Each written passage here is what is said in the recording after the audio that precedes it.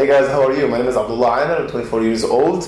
I love being active, volunteer work, making friends, going outside, doing lots of crazy things. Now I'm speaking about like ways to improve your English and how to improve my English in Arabic. شباب عندنا 4 مهارات رئيسية في تعلم أي لغة.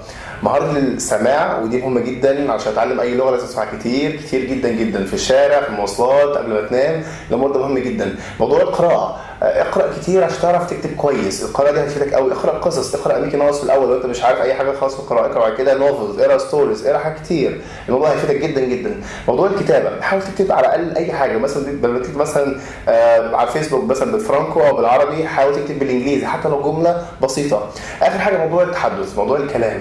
اتكلم مع اي حد، يعني اول اتكلم مع نفسك، اتكلم مع واحد صاحبك، اتكلم في المرايه، خش على سكايب، اتكلم على الفيس مع اي حد يعمل شات.